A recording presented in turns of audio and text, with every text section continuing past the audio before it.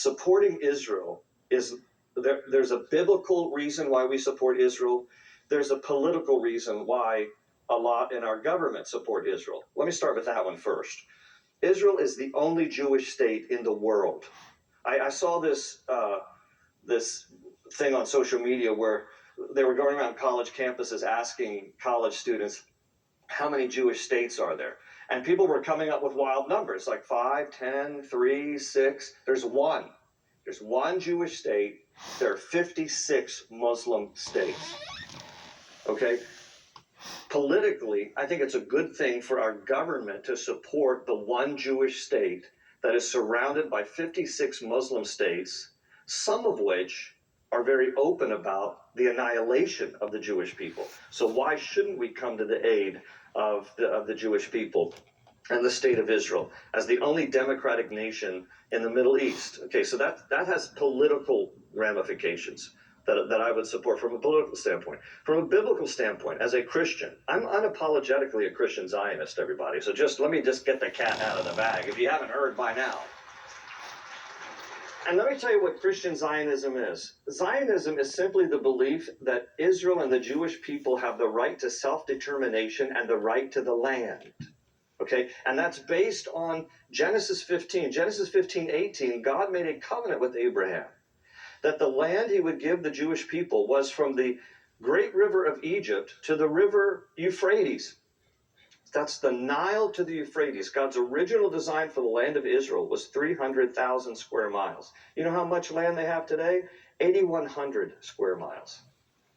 Okay, so whenever people start to say give up land for peace and the Jewish people and Israel and corruption and all this stuff, it's just like, well, slow down just a little bit. Because God made a covenant. And by the way, the covenant he made with Abraham, he announced in Genesis 12, he fulfilled in Genesis 15. And the covenant he made was a unilateral covenant that God made based on himself, not on Abraham or Abraham's actions, which means it is God's covenant that he implemented. It is only God who can ever dissolve the covenant. But because he's a God who doesn't change, he's the same yesterday and forever, when God makes a covenant, he makes a covenant.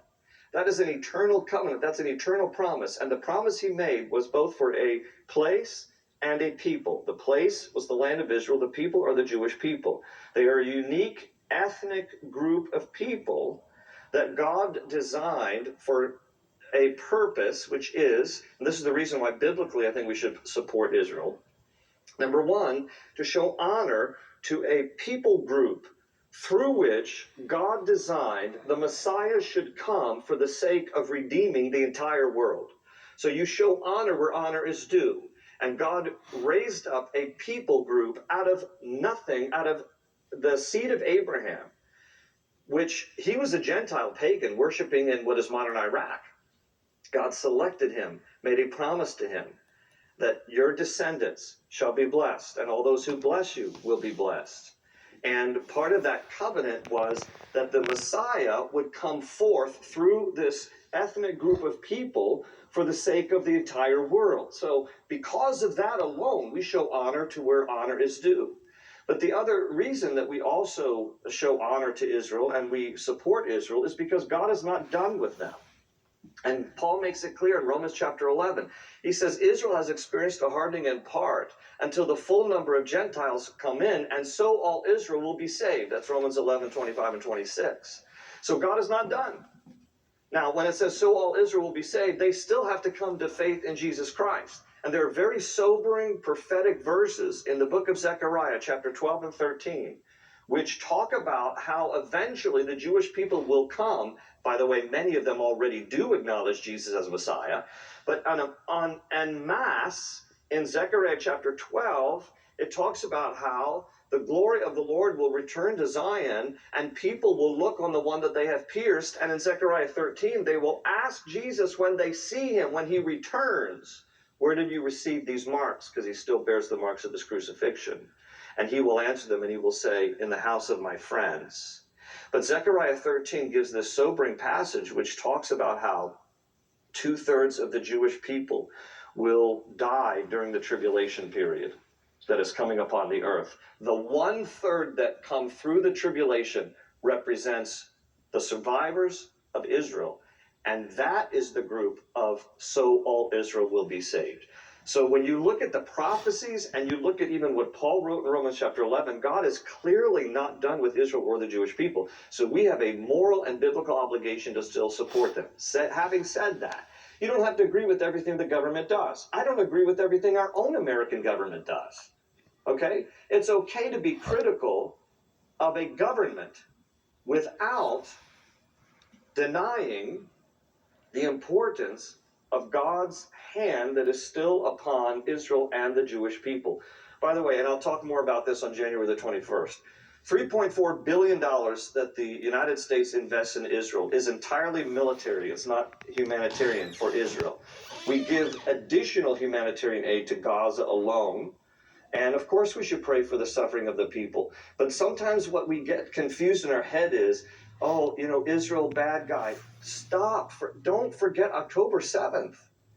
Please remember October 7th. And remember that, using the equivalent, if, let's say, people from our southern border in Mexico came over into the United States, the equivalent of the number of Israelis, proportionally, the number of Israelis who were killed on October 7th would be the equivalent of 30,000 Americans killed. If 30,000 Americans were killed, what do you think our response would be? Well, let's not be too harsh. We'd go in and it would be scorched earth. And we would fight, as a country should fight, to defend. And that doesn't mean that we are insensitive to the casualties on both sides. War is terrible. War is ugly.